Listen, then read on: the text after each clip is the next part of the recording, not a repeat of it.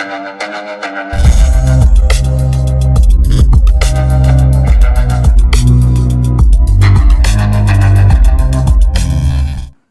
Dear മക്കളെ, welcome to Byrus learning academy. It's me Ananthu. അപ്പോൾ കഴിഞ്ഞ വീഡിയോ കണ്ടല്ലോ നിങ്ങൾ, കുറച്ചെങ്കിലും ടെൻഷൻ പിടിച്ചല്ലോ. ഇനിയെങ്കിലും കുറച്ച് ടെൻഷൻ വേണം കേട്ടോ.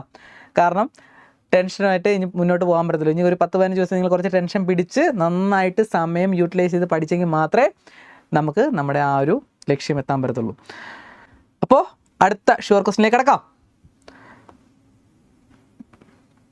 നെക്സ്റ്റ് ചാപ്റ്റർ ആയിട്ടുള്ള 3 ഡയമെൻഷൻ ജോമെട്രി എന്ന് പറഞ്ഞ ചാപ്റ്ററിനകത്തെ ഒരു ഇമ്പോർട്ടൻറ്റ് കൺസെപ്റ്റാണ് നമ്മൾ പഠിക്കാൻ പോകുന്നത് കേട്ടോ.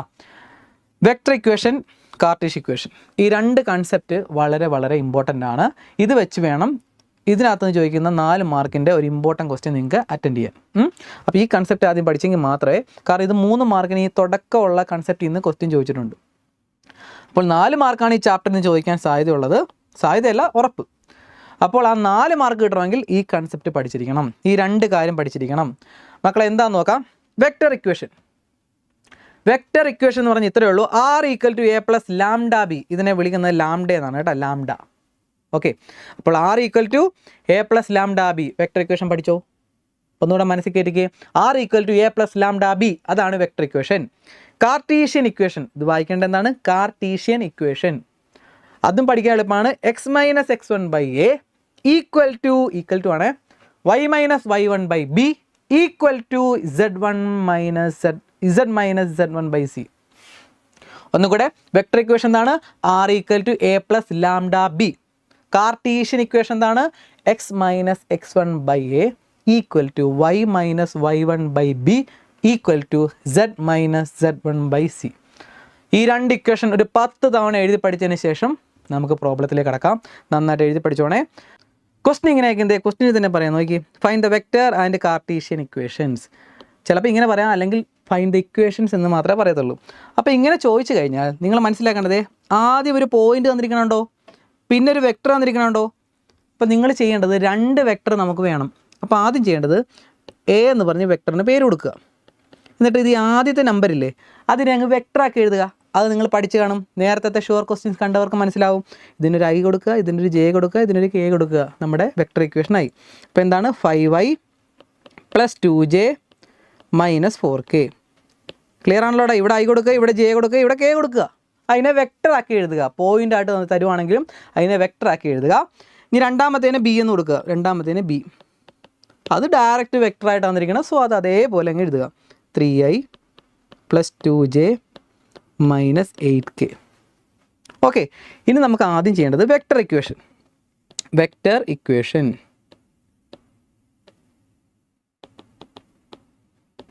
ചെയ്യാം. ആ ഇക്വേഷൻ എന്തായിരുന്നു നേരത്തെ പഠിച്ചത്? A + λb. R = A + λb. അതേപോലെ ഒന്ന് എഴുതി വെക്കണം മക്കളെ. R = എടാ എളുപ്പമാണ്. R = A എന്താണ്? ദേ A എന്താണ്? 5y + 2j - 4k. അതല്ലേ? എന്നിട്ട് ഇതേ പ്ലസ് ഇടുക. A എഴുതി, എന്നിട്ട് ഇതേ പ്ലസ് ഇട്ടു, എന്നിട്ട് ഇതേ ലാംഡ ദേ അതേപോലെ എഴുതി, ലാംഡ. എന്നിട്ട് ബി എന്താണ്? ദേ ബി. അതങ്ങ് എഴുതി വെച്ച് കഴിഞ്ഞാൽ കഴിഞ്ഞടാ. 3i + 2j - 8k. മക്കളെ ഇത്ര എഴുതി കഴിഞ്ഞാൽ വെക്ടർ ഇക്വേഷൻ കഴിഞ്ഞു. ഇത് നിങ്ങൾ പഠിച്ചിരിക്കണം. സിമ്പിളല്ലേ? 1 മിനിറ്റ് പോലും വേണ്ട ഇത് എഴുതാൻ. അപ്പോൾ ഇത് കിട്ടിക്കഴിഞ്ഞാൽ നമുക്ക് അടുത്ത് കാർട്ടീഷ്യൻ ഇക്വേഷൻ എഴുതാനല്ലേ. നോക്കിക്കോണേ, കാർട്ടീഷ്യൻ ഇക്വേഷൻ എഴുതാൻ പോവാണേ. Cartesian equation. അപ്പോൾ നമ്മുടെ ഇക്വേഷൻ കാണാപ്പടം പഠിച്ചോണം. എന്തുവാണ്? x - x1/a equal to y - y1/b equal to z - z1/c. ഇനി നോക്കിക്കോണേ, ട്രിക്കാണേ. ഇതൊരു ട്രിക്കാട്ടോ മക്കളെ, നോക്കിക്കോണം.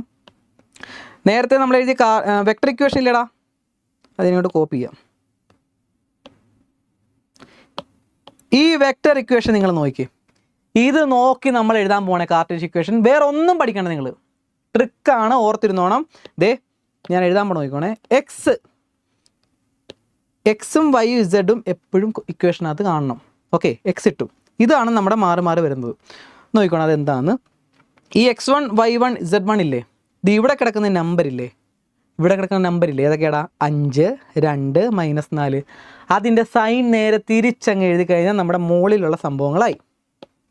ഞാൻ പറയാൻ നോക്കണം, ട്രിക്ക് നോക്കണേ.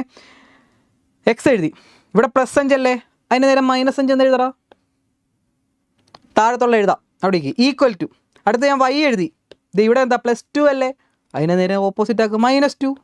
അടുത്ത് ഈക്വൽ ടു എഴുതി, z എഴുതി, ഇത് ഇവിടെ എന്താണ് -4 അല്ലേ, നേരെ ഓപ്പോസിറ്റ് ആക്ക് +4, കഴിഞ്ഞു. അപ്പോൾ ഇവിടെയുള്ളതിൻ്റെ സൈൻ മാറ്റിയിട്ട് ഇവിടെ എഴുതുക മുകളിൽ. ക്ലിയർ ആയാ?